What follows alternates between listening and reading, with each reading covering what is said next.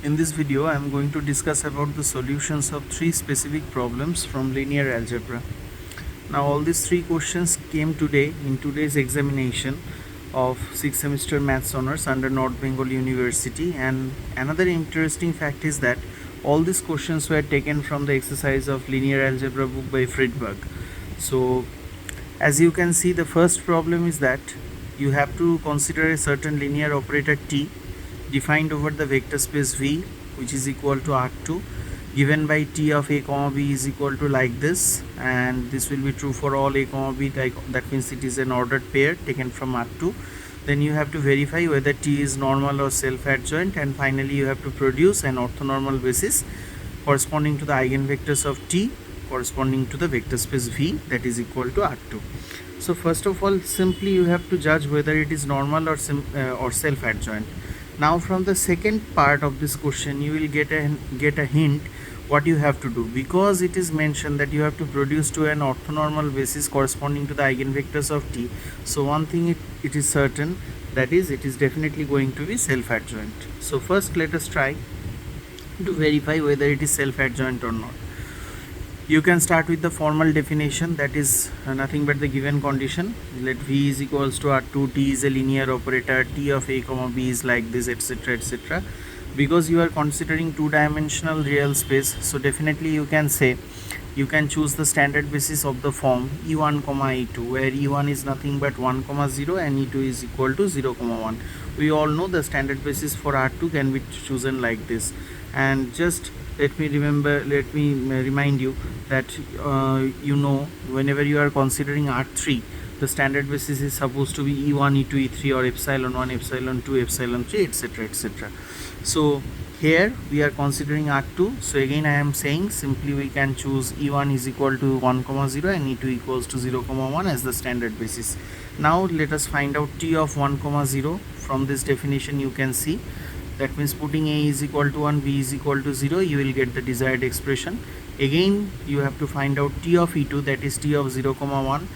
That means putting A is equal to 0 and B is equal to 1 in equation number 1, you will get some particular result, that is minus 2 comma 5, whatever I have obtained here.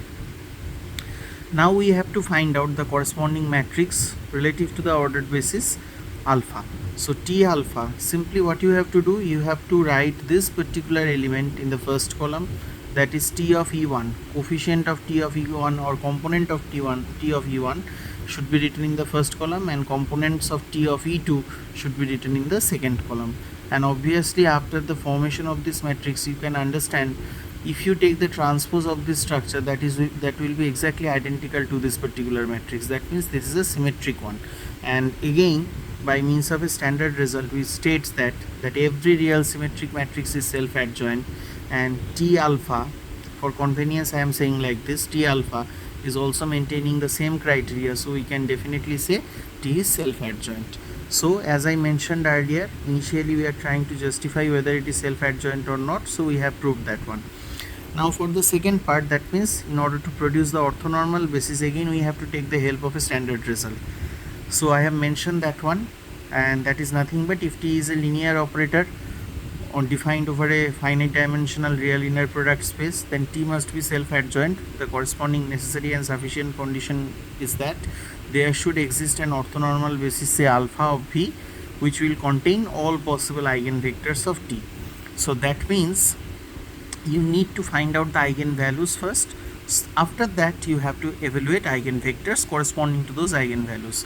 So we all know, whenever we need to find out the eigenvalues, what is our first objective? Definitely we need to find out the characteristic equation. So whatever we have obtained as this matrix 2 minus 2 minus 2 5, that is defined as T alpha, intentionally I have redefined this one, or better to say I am renamed this one as A, and now we are going to find out the characteristic equation corresponding to A, which can be easily obtained like this. Now simply solve this one. After the formation of lambda quadratic, if you solve, you will get two specific values of lambda. One is say lambda equals to 1, and the second one is lambda is equal to 6. So these two are the eigenvalues corresponding to A. Now the next task is to find out the associated eigenvectors. So for lambda 1 is equal to 1 and lambda 2 equal to 6, separately we have to find out the eigenvectors. Now if we proceed towards the next solution, you will see, not for the next solution, for the next part of this solution, in order to find out the eigenvectors, we can use this definition: Ax is equals to lambda x. Now as I am considering first eigenvector as 1, or lambda 1 is equal to 1, so I can write Ax is equal to lambda 1x. Now you know how to write this one, a minus lambda 1 ix. That means from a, diagonally you have to subtract the value of lambda 1, which is nothing but 1. So that's why I have shown this step. Obviously capital X is the column vector of this form x1 x2, and O, right hand side O, is the null matrix or zero matrix of same order. So you can find out the associated system of equations involving x1 and x2. Ultimately you can see in this case you have obtained practically only one equation, which is equivalent to x1 minus 2x2 equal to 0. So from here you can find out the expression corresponding to x1 and x2 by considering x1 by 2, that is equal to x2 by 1, that is equal to k. And hence, because k is a non-null constant and it is also arbitrary, you can assign any particular value to k, and that's why you can say, putting k equals to 1, you get the specific value of the eigenvector corresponding to lambda 1 equals to 1 is like this. Now by similar logic or by similar type of computation or calculation, you can also find out the eigenvector corresponding to lambda 2 is equal to 6. Now here also you can see I have obtained a new relation, that is x1 by 1, x2 by minus 2, that is equal to k dash. Because already I have used k in the previous step, so I have used k dash here. So k dash equals to 1. Again I am choosing the same value. It is not necessary that every time you have to choose k or k dash equals to 1, but it is the convention. That's why it is better to take like this. So here you will get, for lambda 2 is equal to 6, you have obtained the corresponding eigenvector as 1 minus 2. So you have obtained two different eigenvalues, corresponding eigenvectors are also obtained. Now you need to consider the final step, that is you have to evaluate the orthonormal basis. And how to determine the orthonormal basis? 2 comma 1 and 1 minus 2, simply 1 by root over 2 square plus 1 square, then 2 comma 1, 1 by root over 1 square plus minus 2 square, 1 comma minus 2. Now from here you will get 1 by root 5 of 2 comma 1, 1 by root 5 of 1 comma minus 2, and these two are nothing but the required, this two ultimately forms the required set of orthonormal basis corresponding to the eigenvalue 1 and 6 respectively. So this is the solution of the first problem. Now here you can see, as I told you, that these particular problems are taken from the exercise of Friedberg's book of linear algebra, and you can see this particular problem is nothing but question number 2, and I am considering 4th edition of Friedberg's book, so you can find this particular question in page number 375. So it is nothing but question number 2a. Now moving on to the next problem, you will see, now here again another vector space is given, which is nothing but P1R. I hope we can all remember what is P1R. It is nothing but the space of polynomials. Obviously those polynomials are linear by nature. Now Px belongs to V, so because V contains Px, so Px is nothing but A plus Bx, like that type of structure. Also you can say F1 F2 belongs to V star. V star means what? Dual basis. F1 of Px is like this, 0 to 1 pt dt. F2 Px is like this, integration taken from 0 to 2 pt dt. Then you have to show that this particular set F1 F2 is nothing but a basis of V star. This particular problem you can find this one in page 124 of Friedberg's book. This is this is question number 5. You will find this one in section 2.6. This is also a certain question taken from the exercise. Okay, so let us proceed towards the solution. V is equal to P1R. Px belongs to V. As I have mentioned earlier, Px can be considered as A plus Bx. Also I have mentioned the initial structures, whatever they have given. Now we consider the standard basis E1. In the last problem I have shown you that E1 is nothing but 1 0. E2 is also nothing but what? 0 1. So first let us deal with E1. E1 is 1 0 means whenever you are considering F1 Px, just consider the first component, that is 1. Whenever you are considering F2 Px, for this particular vector, second component is supposed to be 0. Now the structure is what? Px is A plus Bx. So for simplicity I am writing this is P1t as if. So A1 plus B1t dt. You have to integrate this one within 0 1. So after integration, putting this upper limit and lower limit, you will get equation number 1. Similarly, for the next part, you have to integrate this result within 0, 2. Again, putting these values, you will get equation number 2. 2a1 plus 2b1 is equal to 0. Now here we have obtained these two relations corresponding to the first basis vector, that is for e1. Now we have to do the same work for second basis vector, that is for e2. Again, you can see in this case the first component is supposed to be 0, so f1 px will be considered as 0, and also you can integrate it. Only difference is that previously I have used a1 b1t, now I am writing a2 plus b2t. In case of f2 p2x, also you can see I have done the same thing, but here because the second component of e2 is 1, so that's why f2 p2x is also 1. Again, integrating, you will get another equation, equation 3 and 4. Now pairwise you have to solve. Solving equation 1 and 2 in the form of in terms of a1 and b1, you will get a1 is equal to 2, b1 is equal to minus 2. Similarly, solving 3 and 4, you will also get the values of a2 and b2. Now remember, px is what? A plus bx. So whenever you are choosing any element from v, that should be considered in the form of a plus bx. And also you have obtained two different pairs, a1 a b1 and a2 b2. So simply put a1 and b1 in the first criteria, in this criteria for the first case. So a1 is what? 2, b1 is what? Minus 2. So it will be 2 minus 2x. So here you can see I have written the first element of this basis set, that is renamed as b, that is 2 minus 2x. Similarly, for the second case, a2 is minus half and b2 is 1. Again you are putting a2 is minus half, b2 is 1. That means you will get minus half plus x. So this is supposed to be the new basis as per our requirement, but unless we test the linear independence of these elements, we cannot be assured of. So that's why it is mandatory to test whether these structures are linearly independent or not. And simply you can take the help of two specific constants in order to test the linear independence of the structure. Now you can see I have taken two specific constants. One is say alpha, another one is beta. So we can consider alpha into first component plus beta into second component is equal to 0. Just separate these two components as per their character. That means constant should be separated, coefficient of x should be separated. I have done the same thing. So equating with the right hand side or comparing with the right hand side, because right hand side consists of 0, so you can imagine right hand side is 0 plus 0 into x. That means coefficient of x is also 0, constant term is also 0. So you will get two specific relations, but from the second one, beta minus 2 alpha, you will get beta equals to 2 alpha. Putting it in the first one, what I have written here is equation number 5, you will get alpha equal to 0. So alpha 0, beta is also 0. That means all possible constants are 0 or scalars are 0. That means definitely the structures whatever we have considered earlier is going to be linearly independent. So practically this is nothing but a basis, and hence f1 f2 forms a basis corresponding to v star, and this is the result, and obviously this is the required solution of this problem. So this problem came today for 3 marks. In the first case, in the first problem, whatever we have explained earlier, you will see that one came for 6 marks. Now moving on to the last one in today's video.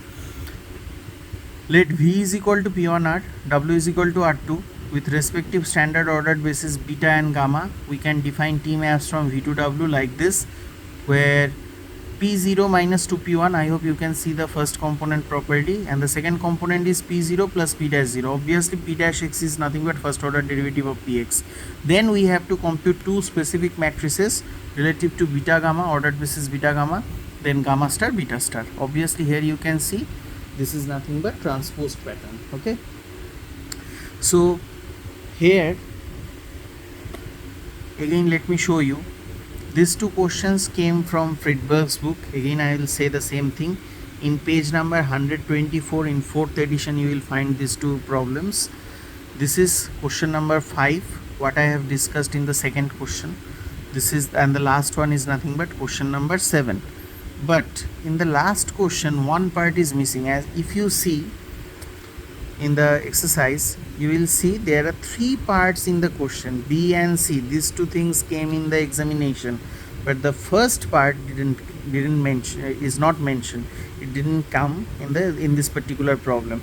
So f belongs to w star defined by f of a comma b that is equal to a minus 2b.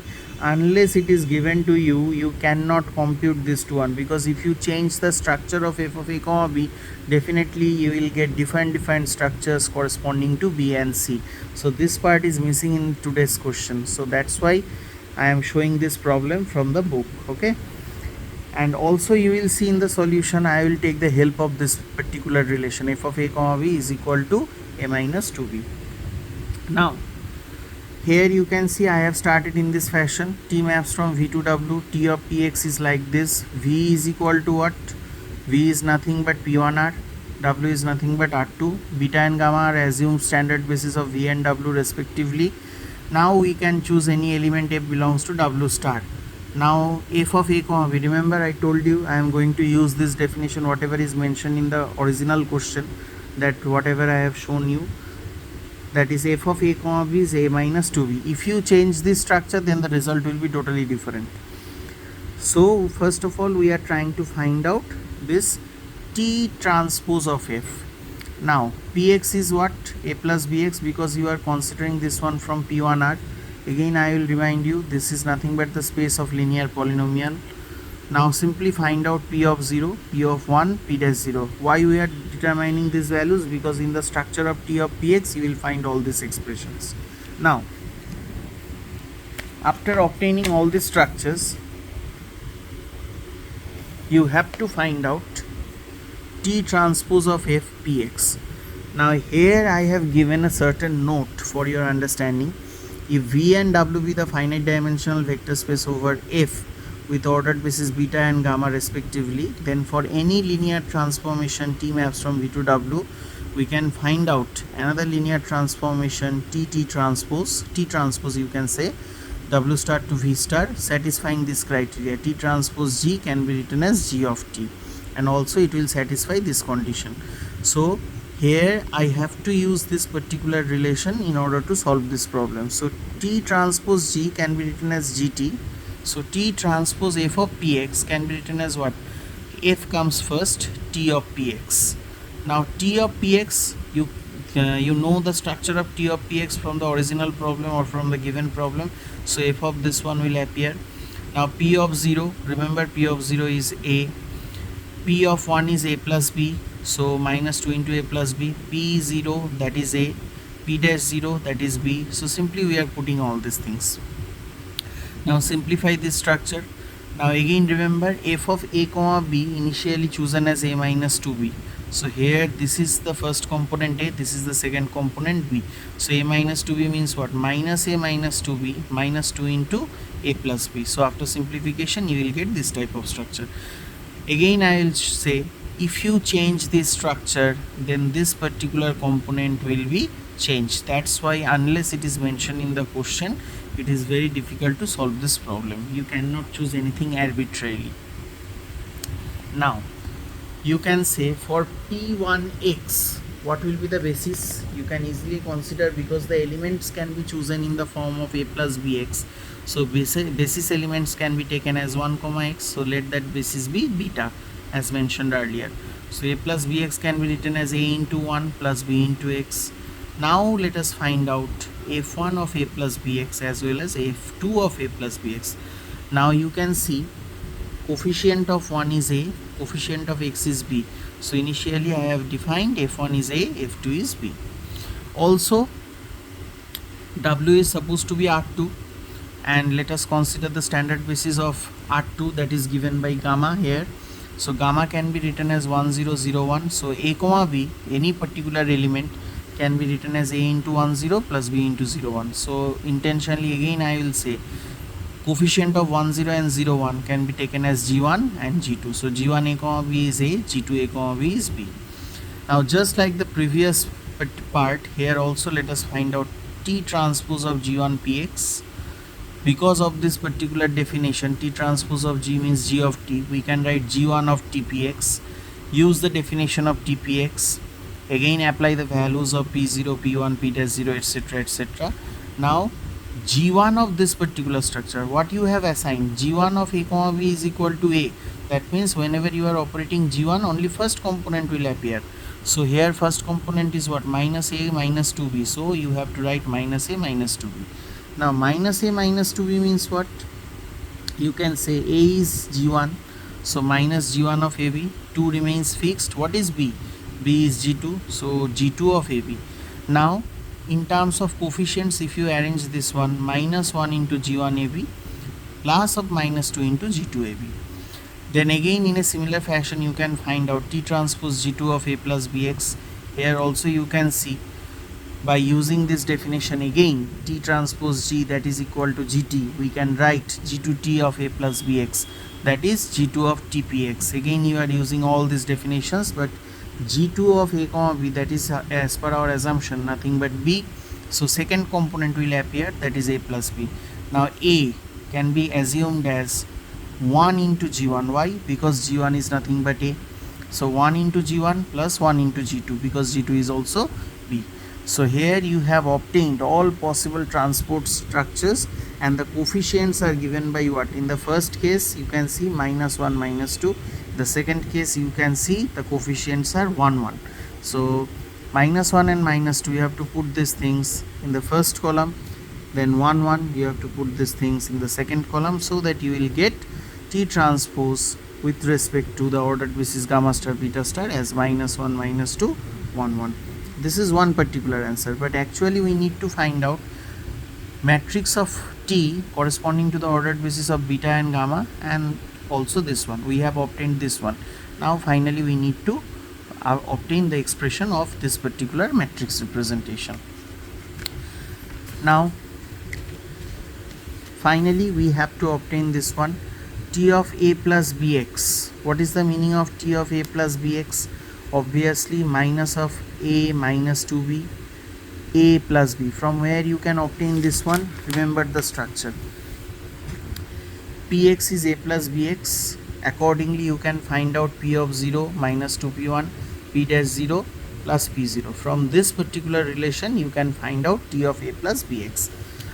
Now here I have renamed this one as equation number 1.